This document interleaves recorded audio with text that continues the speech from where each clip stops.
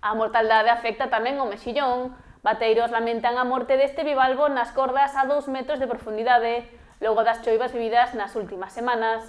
Tamén se perdeu cría que estaba xa nas cordas. A caída da salinidade provocada polas intensas choivas registradas nas últimas semanas non só afectou ao marisco das rías galegas, senón que tamén deixou a súa pegada nas bateas en forma de mortaldade do mexillón. Os profesionais detectaron que había bivalvo morto na ría da Arousa. Nos polígonos de dentro da ría, no polígono das Viriñas e do Chazo, morreu sobre 2,5 metros, 3 metros de mexillón.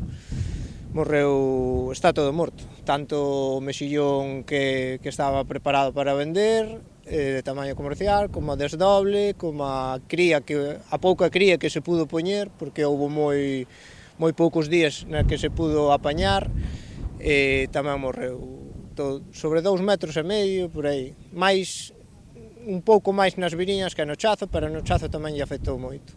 Esta situación complica a realidade dun sector que vén de registrar un mal 2025 e este comezo de ano non augura unha boa campaña.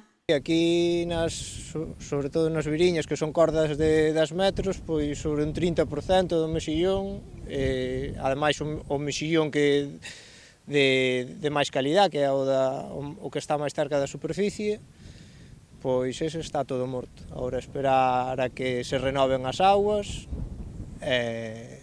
bueno, toca esperar, porque tamén meter mexilla tal como están as augas ahora mesmo, pois dá un pouco de medo. Os indicadores non son positivos, xa que esta mortaldade do recurso e da cría únense os tempos precisos para que a nova mexilla que se implante nas cordas creza. Ademais, sigue habendo moita agua dulce na ría, porque sigue baixando moita agua dulce polo río Ulla, a pesar de que agora xa hai uns días que non chove tanto. Entonces temos que esperar, hai que esperar tanto a que todo o mexillón este que morreu que se limpe un pouco da corda e a meter mexilla igual, a que se vaya un pouco a agua dulce. O presidente da Asociación de Produtores Mexilloeiros de Rianxo lamenta a situación na que se atopa o sector, que encadea varios anos sen boas cifras. O ano pasado pois costou un pouco vender o mexillón, fai 2 anos moito desprendeuse moito das cordas, con pouco rendemento de carne.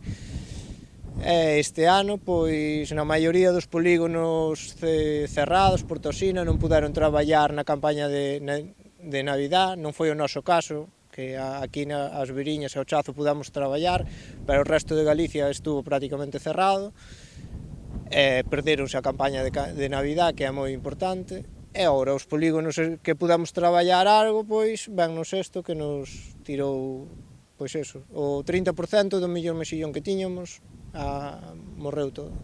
Os profesionais tamén están a detectar que o tamaño do mexillón que extraen está a ser menor. A pasar as Navidades o mexillón agora mesmo está en tempo de desovar, entonces sí, non ten sempre peor rendimento nesta época do ano.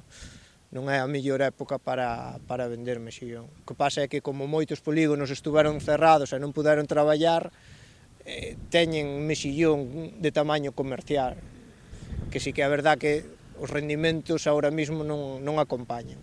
Antes deste episodio de mortaldade, os bateiros estaban a comercializar mexillón e a meter mexilla nova, pero agora mesmo están parados, realidade que trasladaron á Consellería do Mar.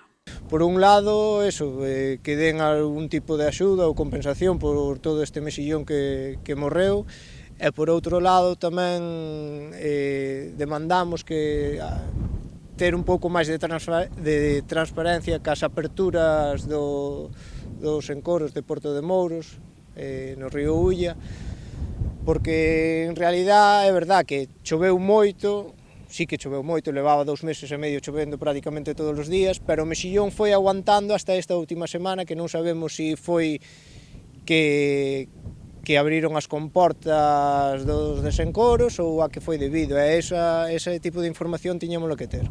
Fungueiro afirma que o sector está a encadear anos difíciles, xa que nos derradeiros a rendibilidade do mexillón está lonxe de ser a mellor.